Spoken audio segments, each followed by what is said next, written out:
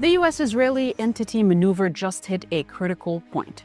The American ambassador to Lebanon, Lisa Johnson, handed Speaker Nabih Berri a so-called ceasefire agreement between Lebanon and Zionist Israel. But let's call it what it is, a one-sided ultimatum cooked up by the U.S. and the Israeli regime. Here's the deal they're pushing. Lebanon either accepts their terms or faces a ramped-up, even bloodier war in the coming months. And the details? They're staggering. It's not just about reviving UN Resolution 1701 from 2006. It's about adding layers of control. Zionist Israel demands international guarantees to dismantle Hezbollah's entire military infrastructure, both above and below ground. They want a beefed-up Lebanese army paired with UNIFIL forces to control border crossings, air and sea access. And all this while Zionist Israel clings to its so-called security needs south of the Litani. Oh, and what about withdrawing from Lebanese land? They're only talking about pulling back a few meters, nothing substantial. Then there's this kicker. They're pushing for an international committee featuring the United States of America, the UK, France, and maybe an Arab country like Jordan to oversee this whole scheme. But who gets the final say? Surprise, surprise, Zionist Israel insists it does. And if the Lebanese army doesn't do what Zionist Israel wants, the agreement gets scrapped and the attacks resume. This isn't a peace offer. It's a smokescreen. They're trying to repackage aggression as diplomacy while tightening their grip on Lebanese sovereignty. Behind the scenes, Zionist Israel is banking on this so-called agreement to weaken the resistance, dismantle defenses, and redraw the balance of power in the region. They want Lebanon disarmed, vulnerable, and under their watchful eye. But let's be clear, the resistance isn't just a military force. It's a symbol of dignity and self-determination. For every meter they hold, there's a history of resilience and a message that Lebanon will not bow. Zionist Israel might be writing the draft, but they're forgetting one thing. Lebanon doesn't take ultimatums, it makes history.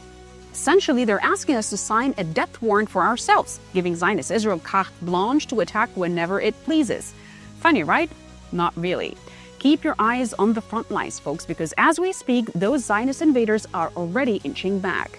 This isn't just diplomacy, it's a power play, and Lebanon is not here to fold. Welcome to the Midi Stream. I'm Marwa Osman.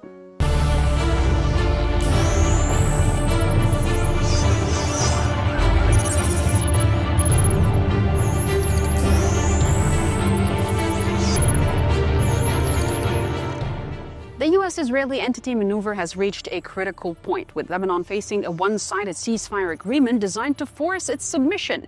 But Lebanon isn't backing down. Hezbollah's resistance in the south is making the Israeli occupation pay a heavy price for its aggression. In this segment, we dive into the stakes of this power struggle and how Lebanon is rewriting the rules of defiance. To discuss this issue with us from Beirut is Dr. Omar Nashabe, academic and lawyer expert in human rights. A pleasure having you with us, Dr. Omar. Now, what do you think is the U.S.-Israeli entity ceasefire agreement revealing about the true intentions behind the Zionist regime's actions and aggressions on Lebanon? And how does it really serve their long-term strategic goals in our region? Well, Lebanon is saying that we're ready to comply with the Resolution 1701 from 2006 in full, and we're ready to implement it in full. However, the Israelis and the Americans are trying to, make some, special arrangements and some amendments to the resolution, and that is a violation of international law. But that also reveals their plan. They want to. Their objective is to control Lebanon, and to control Lebanon after this massive destruction that they have been engaged in since almost a year now. They would want to end this war with an agreement that would give them the upper hand, where they can control the entirety of the Lebanese territory, and they would actually violate the Lebanese sovereignty. I mean, that is apparently the objective. Well, but it seems that there is a lot of talk in the media that this ceasefire is happening. How much of it is happening, you think? Well, Lebanon has been very clear. Speaker Nabih Berri, the Speaker of Parliament, and the Prime Minister Najib Mikati have said that they will not they will not give up any of Lebanon's territorial integrity. So therefore, the Israelis will have to withdraw completely from Lebanon. they will have to respect the fact that Lebanon is a founding member of the United Nations. So therefore, Lebanon has its basic rights, and you cannot actually impose on Lebanon these restrictions that are in the draft agreement that was presented recently. However, the Lebanese want this war to stop, but they do not want it to stop at any cost. So the agreement should be revised. There are some clarifications and some questions that are raised now.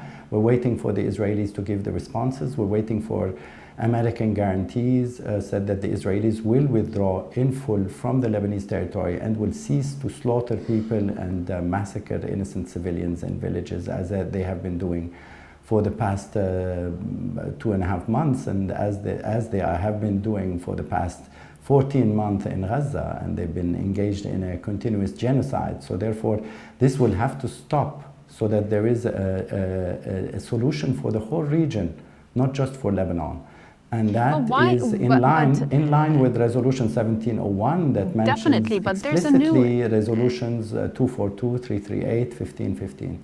Yes, all these resolutions are very important to look at, especially at the time being when there's a war against Lebanon. But why is the Israeli regime, Dr. Nashabe, insisting on including foreign forces like the United States of America or the UK or France or even Arab countries like Jordan, for example, to oversee the implementation of UN Resolution 1701, which you mentioned just now? And what does this reveal about Zionist Israel's concerns regarding Hezbollah and the Lebanese sovereignty itself? Well, you know, the Israelis had planned this attack on Lebanon to destroy Hezbollah completely, and they killed the leadership of Hezbollah, and they attacked Hezbollah in an unlawful way using the pagers, explosions, and they used unconventional weapons to bomb the entirety of the south and the Bekaa and the southern suburb of Beirut, and that is ongoing. So, well, this did not lead to the destruction of Hezbollah, and this was their objective. So since Hezbollah is still there and still capable of fighting them, and in the south the resistance is still strong and blocking any attempts by the Israelis to invade Lebanon.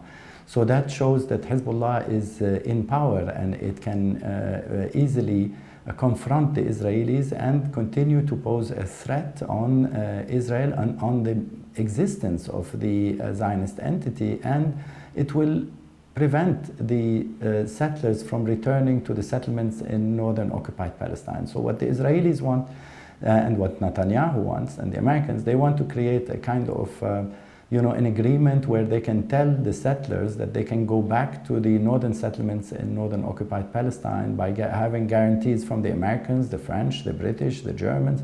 They want to involve everyone in this so that they can come out of it as victorious. However, they're not victorious because they did not achieve the objectives. The declared war objectives of the Israelis was to return the settlers to northern Palestine and was to destroy Hamas.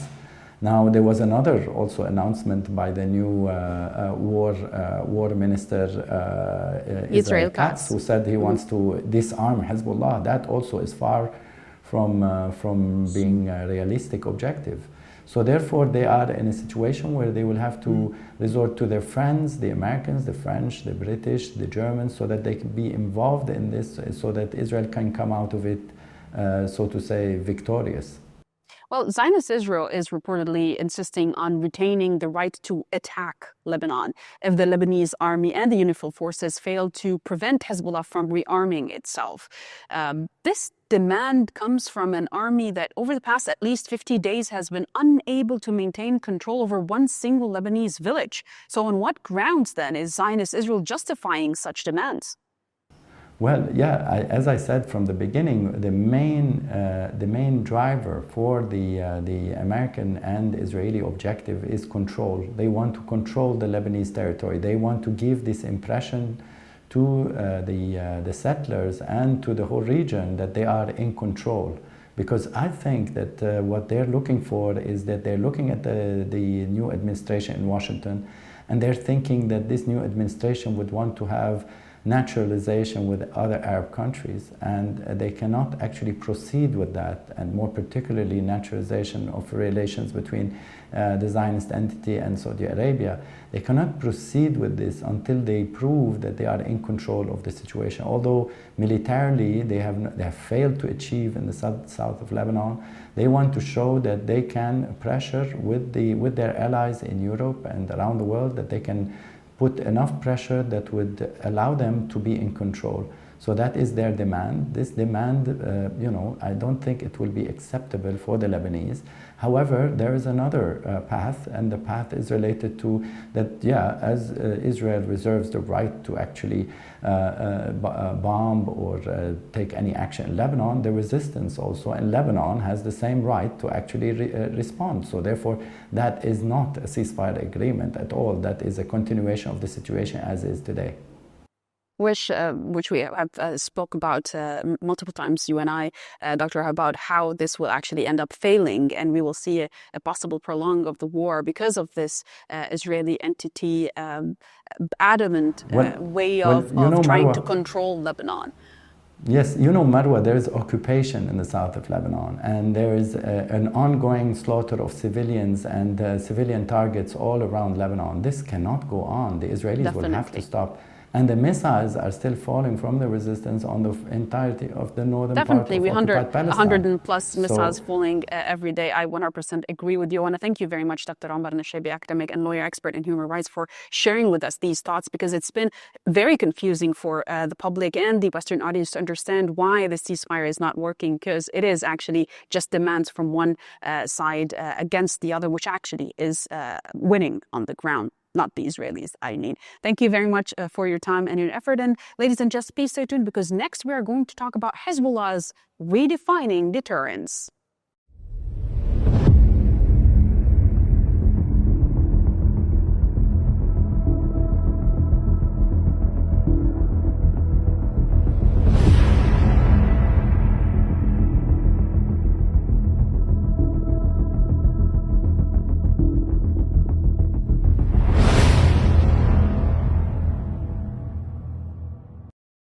As the Israeli occupation intensifies its ground operations and expands its targeting of civilian areas in Lebanon, the conflict has entered a critical and destructive phase. In response, Hezbollah's Islamic resistance has mounted a robust defense along the southern front, repelling incursions and launching precise strikes deep into occupied Palestine. More details in the following report. As the Zionist Israeli occupation attempts to expand its ground operation, it has intensified its destructive attacks on civilian targets in the southern part of Lebanon, Bekaa, and the southern suburbs of Beirut. Last week, massacres were carried out in Baalbek, resulting in scores of martyrs. The enemy also broadened its strike zones in the southern suburbs of Beirut, targeting densely populated areas that had previously remained untouched, including areas outside the southern suburbs, such as the Shiyah area. This has led to a new wave of displacement from these regions.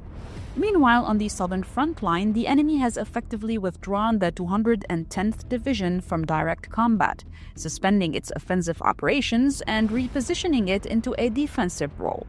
This division is responsible for the area between Ghajar and Shib'a. This change in troop deployment signals the enemy's intention to narrow the front and currently confine the fighting to less than 120 kilometers along the border. Previously, the ground operation extended from the northern outskirts of Shib'a to Naqoura, but it is now restricted to the area between Kfar Killa and Naqoura. As for the 91st Division, operating in the direction of Hula, Markaba, Mays al-Jabal, and Blida, there are indications that the enemy may deploy additional forces in this area in the coming phase. This would be an attempt to seize control of the region's high ground and advance towards Taibeh. Accordingly, the enemy is currently focusing on two key axes of advance. The Bint Jbeil area under the responsibility of the 36th Division, which now appears to be the main axis of the attack. The Naqoura to Ait al-Sha'b area under the responsibility of the 146th Division, which is currently an active axis of assault. In response, the Islamic resistance, Hezbollah successfully repelled enemy forces infiltrating Lebanese territory while launching a series of precise strikes deep inside occupied Palestine. They targeted enemy troop concentrations in settlements near the border. According to Hezbollah military media, the resistance has fired missiles at enemy positions on the eastern and southern outskirts of the town of Merkaba, the eastern ridge Kahil of Marun al-Ras, the eastern outskirts of Talusa, and the Al-Amra Gate on the southern edge of the town of Khiyam. Inside the occupied territories, the resistance hit the Shiraga base, the administrative headquarters of the Golani Brigade north of Akr, with a missile barrage, and the Tirad Carmel base south of Haifa with another salvo of precision missiles. They also targeted the settlement of Ishan and enemy troop concentrations in the settlements of Miskaf Am, Sa'sa, Yaron, Bar'am, Manara, and Doviv, as well as in the Yiftah barracks.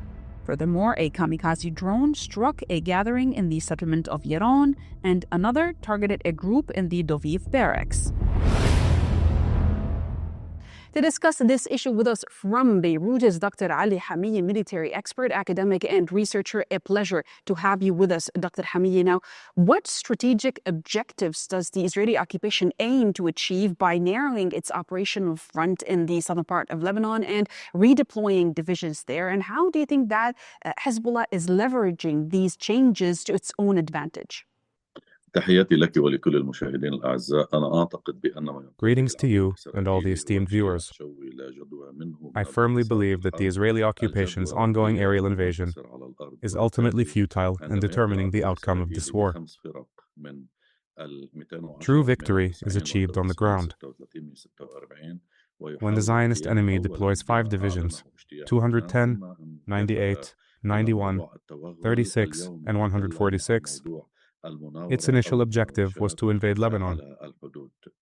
However, it soon retreated to limited incursions and is now resorting to maneuvers, skirmishes along the border, or infiltration attempts. This indicates a pattern of deployment and redeployment. While the enemy possesses advanced equipment and superior capabilities, there exists a balance of power on the ground, bolstered by Hezbollah's surplus of resources and weaponry. What we are witnessing is an asymmetrical warfare approach, countering a conventional war with unconventional weaponry. As a result, the Zionist enemy is repositioning its forces, redistributing its Iron Dome systems to intercept drones, though with little success thus far. Additionally, 2 divisions have been shifted northward to preserve their operational strength, granting Division 36, arguably the most crucial division, the task of penetrating Lebanese territory in the next phase. However, this plan reflects a strategic disarray, a form of strategic insanity, under the leadership of the Israeli entity Military Command. In contrast, Hezbollah's strategy is methodical, gradually depleting the enemy's resources over time. Consequently, the assignment of this mission to Division 36 has turned into a liability, as Hezbollah persistently targets this division and the Golani Brigade wherever they are stationed, from Netanya to Binyamina and along the border. Hezbollah's strikes have consistently focused on Division 36's positions, and a significant number of casualties on the Lebanese border have been from the Golani Brigade. This is because the Golani Brigade is considered one of the most elite units in the Israeli entity military. Should Hezbollah succeed in defeating this brigade, the morale and confidence of the Israeli army will collapse entirely. Currently, both within and beyond Zionist Israel, there is little faith in its infantry or armored corps. The only remaining trust lies in its air force. But air power alone cannot decide the outcome of a war. Definitely. So how do the intensified attacks on civilian areas in this part of Beirut, and especially what we have been seeing over the past 2 days, including the massacres in Albak and the strikes in the southern suburbs of Beirut and Sur yesterday as well, fit into the broader strategy of the Israeli occupation? Why are they pursuing this destructive strategy?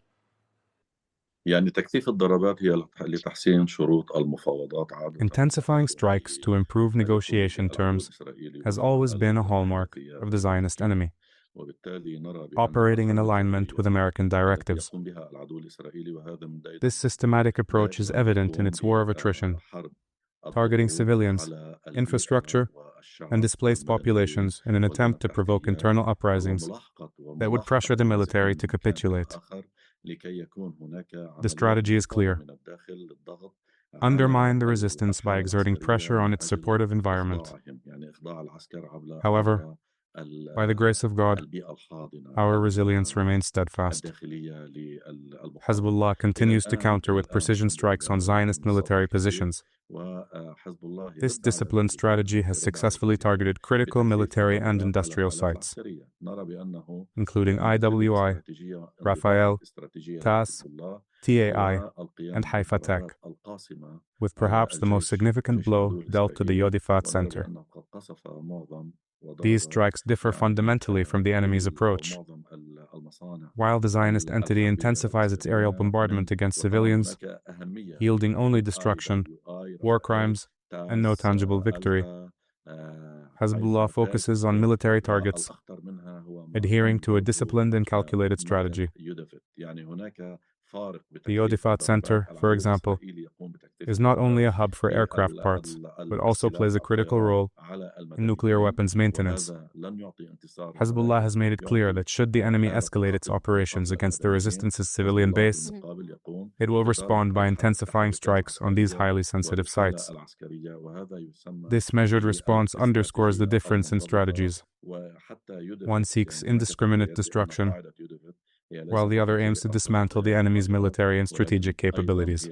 See, this is what you're saying that Hezbollah's precise strikes deep into occupied Palestine, especially on these key military bases and the troop concentrations, they are very effective. But how does this shift the balance of deterrence and impact the Israeli entity's military, operational, and psychological readiness when they are facing Hezbollah's firepower? This is precisely what I was following and emphasizing. Hezbollah has sent drones to the Yodifat facility, a significant site for the maintenance of jet engines and military aircraft. Notably, part of this facility is dedicated to managing nuclear weapons maintenance, making it a critical hub for the Zionist entity's arsenal. Hezbollah's decision to target this site through successive drone missions was a clear declaration that the Yodifat facility has been marked and zeroed in on by its heavy missiles. Following these missions, Hezbollah conducted operational trials using Fatah 110 and Qadir 2 missiles, both of which are capable of devastating such strategic centers. This signals a new type of military deterrence, one with profound implications. Should the Zionist enemy fail to grasp this message and persist in its provocations, the consequences could be catastrophic, potentially resulting in thousands of casualties within the Israeli entity military. And that is most definitely will be the reason why Zionist Israel will call for a ceasefire, wouldn't it? Not the current situation right now. I do not place much weight on calls for a ceasefire, as I believe they are part of a deception by both the Americans and the Israeli entity. Their aim is to buy more time to improve their negotiating positions, leveraging internal dynamics in Lebanon or the opportunistic stances of certain Arab normalization states. These states seek to replace the values of dignity, honor, sacrifice, and the defense of land with a few coins and financial incentives, measures that will ultimately prove futile in Lebanon. A far more significant issue is the concerted effort by the Zionist enemy, the US, and Arab normalization states to funnel enormous sums of money into media campaigns designed to discredit the resistance and exert pressure on its supportive environment, hoping to force it into surrender. But how can the resistance raise a white flag when it continues to achieve victories along the border? Such a scenario is simply impossible. The Zionist enemy is grappling with political embarrassment and a growing divide between its political leadership and military command, a divide that presents a significant opportunity for us. Moreover, the Israeli entity is visibly transitioning into a one-man state, a phenomenon it has not experienced before. This shift has turned internal contradictions into outright conflicts rather than manageable tensions. When matters reach this point, it signals the potential for an Israeli entity civil war. Not tomorrow or the day after, perhaps, but the signs are evident. Mid-war dismissals, leaked documents, internal disputes, and mutual accusations have become the norm. For instance, Netanyahu might even dismiss the head of the Shin Bet today and replace key ministers with puppets under his control. This level of autocracy is unprecedented for the Zionist entity and could very well lead to Netanyahu's assassination from within. This is what a lot of media has been talking about, and thank you very much for this contribution, Dr. Ali Hamieh, military expert, academic, and researcher, for joining us to discuss this and explain it to our viewers. Thank you very much, Dr. Ali. And ladies and gents, thank you for watching. Please do follow us on Telegram and on X to get more updates about the region of West Asia right here on Press TV's The Midi Stream. Assalamu alaikum.